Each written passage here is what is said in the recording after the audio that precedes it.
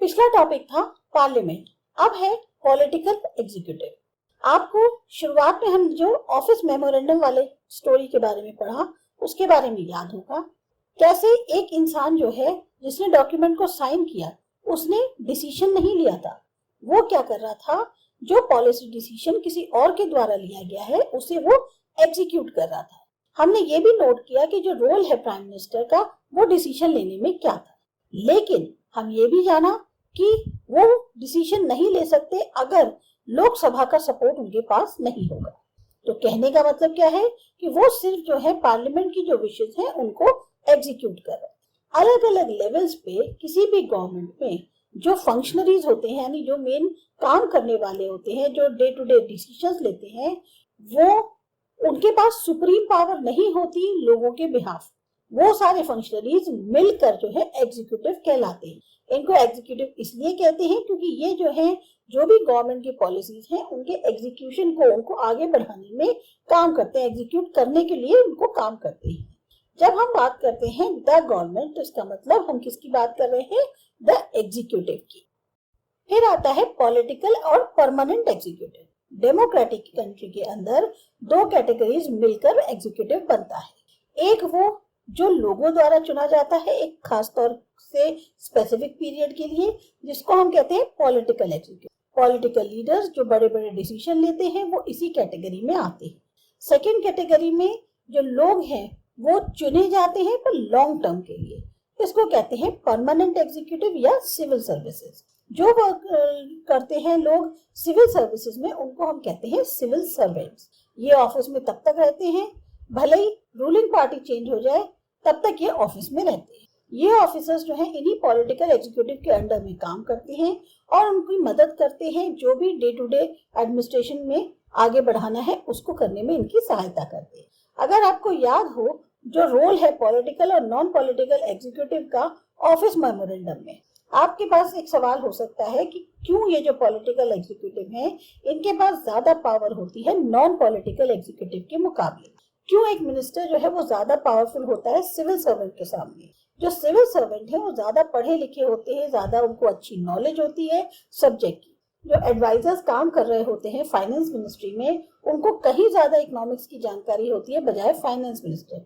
कई बार ये जो मिनिस्टर्स हैं इनको बहुत कम जानकारी होती है टेक्निकल मैटर्स की जो उस मिनिस्ट्री के अंडर आते हैं, और खास तौर से ये बहुत ज्यादा पॉसिबल है जो मिनिस्ट्रीज है डिफेंस की, इंडस्ट्री, हेल्थ, साइंस और टेक्नोलॉजी की, या इवन माइंस की।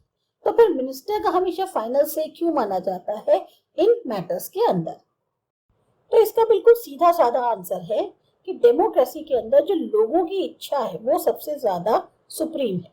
मिनिस्टर जो है वो एक चुना हुआ रिप्रेजेंटेटिव है लोगों का, और इसलिए उसके पास ये पावर है कि वो जो लोगों की इच्छा है उनके बिहाफ पर उसको आगे बढ़ाए। वो फाइनली किसके लिए उसकी जवाबदेही बनती है, उन लोगों के लिए जो उस सारे जो भी डिसीजन वो ले रहा है उसके नतीजों के लिए जिम्मेदार कौन है, जवाबदेही किसके लिए बनती है, लोगों के लिए, क्योंकि उन्होंने उसको चुना है। इसीलिए मिनिस्टर जो है वो फाइनल डिसीजन सारे लेता है। मिनिस्टर डिसाइड करता है कि ओवरऑल फ्रेमवर्क के जो ऑब्जेक्टिव्स है जिसमें डिसीजंस पॉलिसी के ऊपर कैसे लेने हैं ये सब वो डिसाइड करते हैं। जरूरी नहीं है कि मिनिस्टर, ना उनसे उम्मीद करी जाती है, ना मिनिस्टर होते हैं कि वो एक्सपर्ट हो अपने मिनिस्ट्री के उसमें मैटर्स को लेकर। मिनिस्टर जो है एडवाइस लेते हैं एक्सपर्ट्स की हर एक टेक्निकल मैटर पे, लेकिन जनरली होता क्या है, एक्सपर्ट्स जो होते हैं उनकी भी अलग अलग राय होती है, वो भी उनको सामने रखते हैं, हो सकता है एक से ज्यादा ऑप्शन उनके सामने रखते हैं। अब ये डिपेंड करता है ओवरऑल ऑब्जेक्टिव क्या है, तब जाके मिनिस्टर जो है फिर डिसीजन लेते हैं। और ऐसा जो है बड़ी बड़ी लार्ज ऑर्गेनाइजेशन जो होता है उनमें सब में होता है, जो समझते हैं वो ओवरऑल पिक्चर क्या है वो सबसे ज्यादा इंपॉर्टेंट डिसीजन लेते हैं, ना कि एक्सपर्ट। एक्सपर्ट रूट बता सकते हैं यानी रास्ता दिखा सकते हैं, लेकिन जिसका और ज्यादा ब्रॉडर व्यू है वही मंजिल तय करता है। डेमोक्रेसी के अंदर इलेक्टेड मिनिस्टर्स जो हैं वो इस रोल को परफॉर्म करते हैं। फिर आते हैं हमारे प्राइम मिनिस्टर और council of ministers. Prime minister जो है एक सबसे इंपॉर्टेंट पॉलिटिकल इंस्टीट्यूशन है कंट्री के अंदर। कहने को कोई भी डायरेक्ट इलेक्शन नहीं है प्राइम मिनिस्टर की पोस्ट के लिए। प्रेसिडेंट अपॉइंट करते हैं प्राइम मिनिस्टर को, लेकिन प्रेसिडेंट किसी को भी अपॉइंट नहीं कर सकते जिसको वो चाहे as prime minister. President appoint करते हैं लीडर जो मेजॉरिटी पार्टी का है या कोएलिशन पार्टीज का, और उसको मेजॉरिटी हासिल है लोकसभा में एज प्राइम मिनिस्टर। अगर बाई चांस कोई भी सिंगल पार्टी या अलायंस जो है उनको मेजॉरिटी नहीं मिलती, तब प्रेसिडेंट अपॉइंट करते हैं उस इंसान को जो सबसे ज्यादा मेजॉरिटी सपोर्ट हासिल हुई है। प्राइम मिनिस्टर के पास कोई फिक्स टेन्योर नहीं होता, वो तब तक पावर में रहता है जब तक उसकी जो leader of the majority party या कोएलिशन है वो बना रहता है। यानी कि अगर वो मेजॉरिटी पार्टी या कोएलिशन का लीडर बना है, जब तक लोग उससे सेटिस्फाइड हैं, उससे हैप्पी हैं, तभी तक वो जो है पावर में रहता है। एक बार प्राइम मिनिस्टर बनने के बाद प्रेसिडेंट जो है वो और दूसरे मिनिस्टर्स को अपॉइंट करते हैं प्राइम मिनिस्टर की एडवाइस पर। मिनिस्टर जनरली जो है वो पार्टी बनाते हैं या कोएलिशन जिनका मेजॉरिटी होती है लोकसभा के अंदर। प्राइम मिनिस्टर पूरी तरह से फ्री हैं अपने मिनिस्टर्स को चूज करने के लिए, जब तक वो जो है मेंबर है पार्लियामेंट के। कई बार ऐसा होता है कि एक इंसान जो कि मेंबर नहीं है पार्लियामेंट का वो भी मिनिस्टर बन जाता है। अब ऐसे इंसान को पहले चुनना होगा किसी न किसी में, चाहे हाउस ऑफ पार्लियामेंट 6 महीने के अंदर अगर उसको अपॉइंटमेंट मिल गया है एज ए मिनिस्टर, तो उसको पहले अपने आप को इलेक्ट करवाना होगा किसी न किसी एक हाउस में। काउंसिल ऑफ मिनिस्टर्स जो है ये एक ऑफिशियल नेम है उस बॉडी को दिया गया है जिसमें सारे मिनिस्टर्स आते हैं। इसके अंदर जनरली 60 से 80 मिनिस्टर्स होते हैं अलग अलग रैंक के। कैबिनेट मिनिस्टर्स जो है जनरली टॉप लेवल लीडर्स होते हैं रूलिंग पार्टी के, या वो पार्टी जो इंचार्ज होती है मेजर मिनिस्ट्रीज। कैबिनेट मिनिस्टर्स जो है वो आपस में मिलते हैं ताकि डिसीजंस ले सके काउंसिल ऑफ मिनिस्टर्स के नाम पे। कैबिनेट इसीलिए इनर रिंग माना जाता है काउंसिल ऑफ मिनिस्टर्स का, और इसमें लगभग 25 मिनिस्टर्स होते हैं। फिर आते हैं मिनिस्टर्स ऑफ स्टेट जो इंडिपेंडेंट चार्ज वाले होते हैं। ये ज्यादातर छोटी छोटी मिनिस्ट्रीज के इंचार्ज होते हैं। ये पार्टिसिपेट करते हैं कैबिनेट मीटिंग्स में ओनली जब उनको इनवाइट किया जाता है। खास तौर पे मिनिस्टर्स ऑफ द स्टेट जो हैं ये कैबिनेट मिनिस्टर्स को हेल्प करने के लिए होते हैं, उनसे तभी अटैच किए जाते हैं या जब उनको बहुत जरूरी होती है तभी उनको कैबिनेट मिनिस्टर्स के साथ अटैच किया जाता है। अब ये प्रैक्टिकल नहीं है कि सारे मिनिस्टर जो हैं वो रेगुलरली मिले, हर चीज को डिस्कस करें, तो जो डिसीजंस होते हैं वो ज्यादातर कैबिनेट मीटिंग्स में लिए जाते हैं। इसीलिए जो पार्लियामेंट्री डेमोक्रेसी है ज्यादातर कंट्रीज में, उसको इसीलिए कैबिनेट फॉर्म ऑफ गवर्नमेंट कहा जाता है। कैबिनेट जो है वो एक टीम की तरह काम करता है। मिनिस्टर्स की हो सकता है अपनी अलग अलग राय हो, अपने अलग अलग मत हो, लेकिन हर एक को जो है एक जो डिसीजन है कैबिनेट के अंदर उसमें हर एक को जो है मानना पड़ेगा। मतलब जैसे सबकी सहमति है तो आपको फिर उस डिसीजन पे एग्री करना पड़ेगा। कोई भी मिनिस्टर जो है ओपनली क्रिटिसाइज नहीं कर सकता किसी भी डिसीजन को गवर्नमेंट के, यहाँ तक कि अगर वो कोई और मिनिस्ट्री या डिपार्टमेंट का हो। हर मिनिस्ट्री के सेक्रेटरीज होते हैं जो सिविल सर्वेंट्स हैं। ये सेक्रेटरीज जो है नेसेसरी बैकग्राउंड इंफॉर्मेशन प्रोवाइड करते हैं मिनिस्टर्स को ताकि वो डिसीजन ले सकें। कैबिनेट जो है वो एज अ टीम उसको जो कहते हैं हेल्प करता है, असिस्ट करता है, वो कैबिनेट सेक्रेटरीट करता है। इसमें बहुत सारे सीनियर सिविल सर्वेंट्स आते हैं जो ज्यादातर कोऑर्डिनेट करने की कोशिश करते हैं जो अलग अलग मिनिस्ट्रीज हैं उनकी वर्किंग के साथ। प्राइम मिनिस्टर की क्या पावर्स होती है? कॉन्स्टिट्यूशन ये नहीं कहता बहुत ज्यादा पावर्स जो है प्राइम मिनिस्टर की या जो मिनिस्टर्स हैं या उनके रिलेशनशिप एक दूसरे से कैसे हैं उनके बारे में ज्यादा नहीं बोलता। पर हाँ, एक गवर्नमेंट का हेड होने के नाते प्राइम मिनिस्टर के पास बहुत अलग अलग और बड़ी बड़ी पावर्स होती हैं। सबसे पहले कैबिनेट मीटिंग को वो एड्रेस करते हैं, हेड वही होते हैं। फिर वो कोऑर्डिनेट करते हैं जो अलग अलग डिपार्टमेंट्स हैं उनके वर्क के साथ। उनके डिसीजन फाइनल माने जाते हैं। अगर बाई चांस डिसएग्रीमेंट खड़ा हो गया है डिपार्टमेंट्स के बीच में, वो जनरल सुपरविजन उनका रहता है अलग अलग मिनिस्ट्रीज के ऊपर। सारे मिनिस्टर जो है उनकी लीडरशिप के अंडर काम करते हैं। प्राइम मिनिस्टर ही डिस्ट्रीब्यूट करते हैं, रीडिस्ट्रीब्यूट करते हैं वर्क अपने मिनिस्टर्स को, यहाँ तक कि उनके पास पावर है कि वो मिनिस्टर्स को डिसमिस कर दें।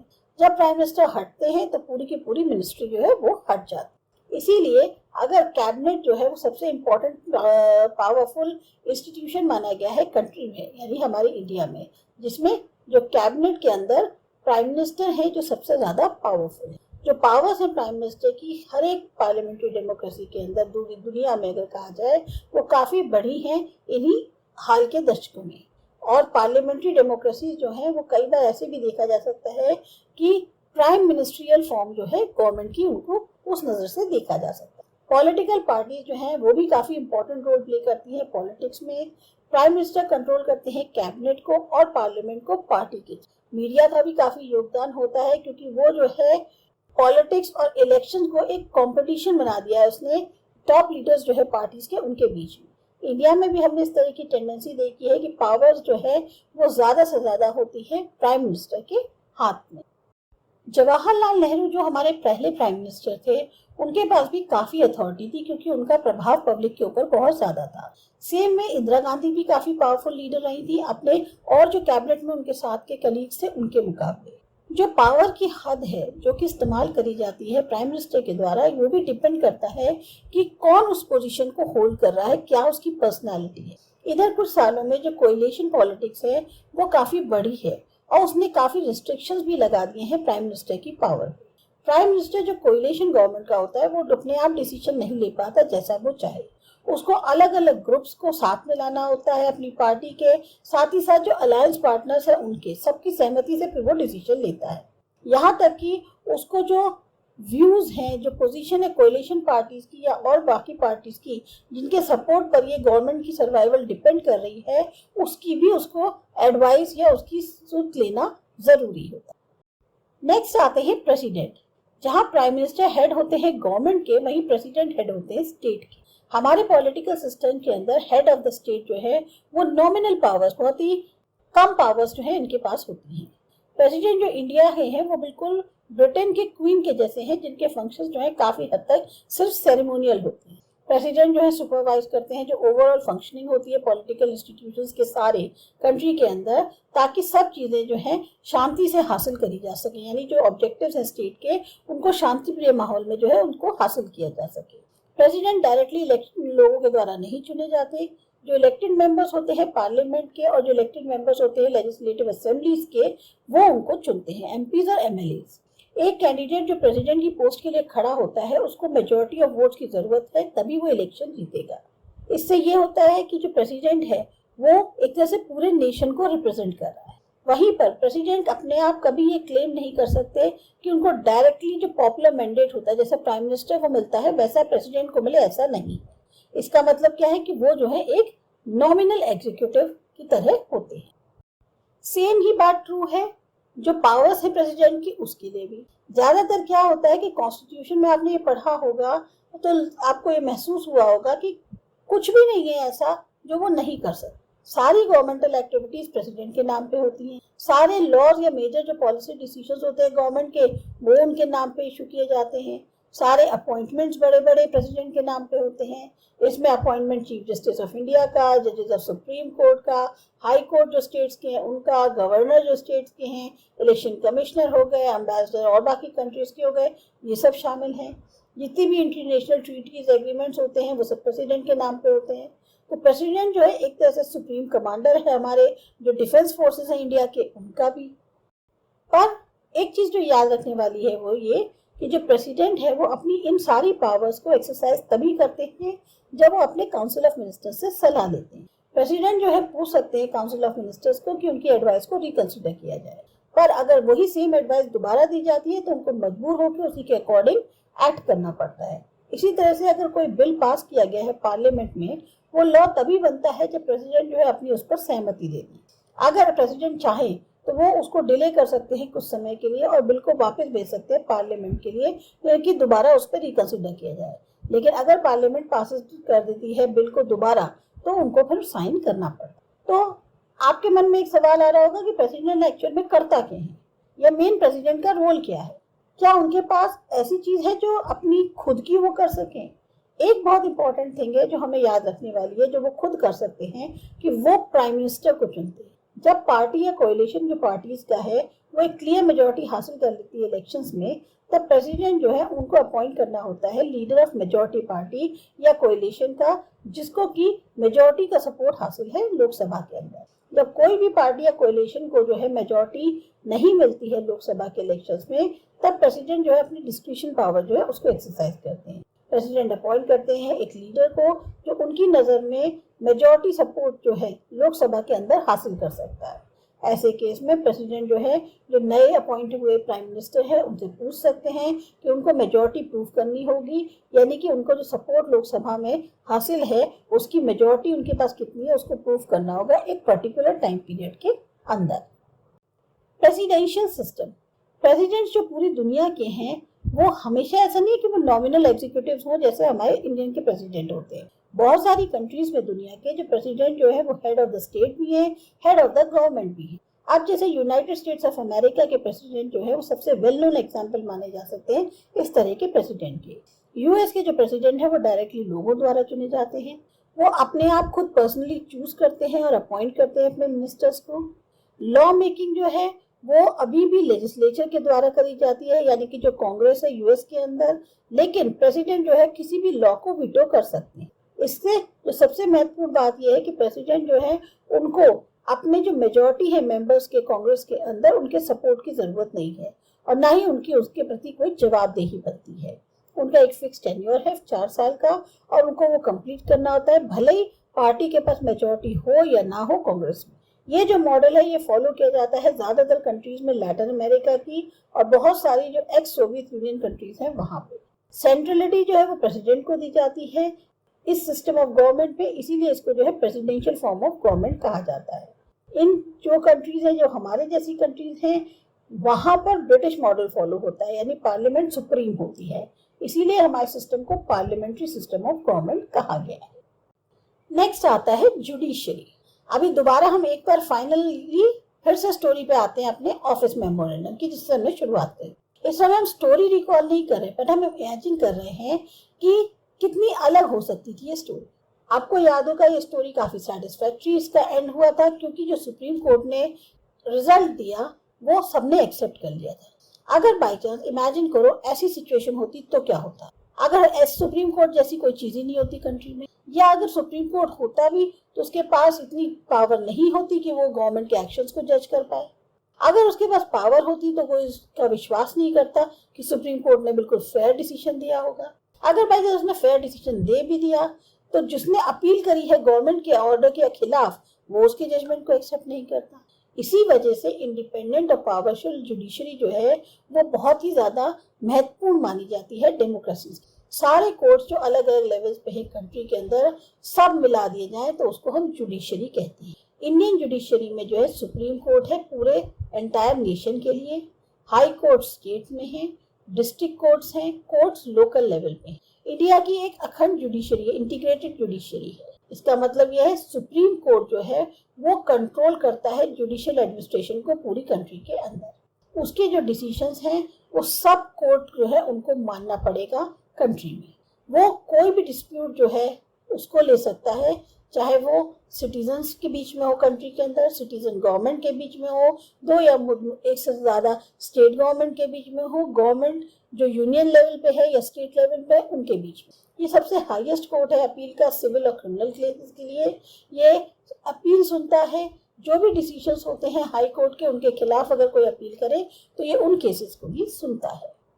अब अगर हम ये कह रहे हैं कि इंडिपेंडेंस ऑफ द जुडिशरी का मतलब क्या हुआ कि वो जो है किसी भी लेजिस्लेचर या एग्जीक्यूटिव के अंडर कंट्रोल नहीं है। जजेस जो है कहीं भी कोई एक्ट नहीं कर रहा गवर्नमेंट के डायरेक्शन पे या जैसी पार्टी जो पावर में है उसकी विशेष के अकॉर्डिंग।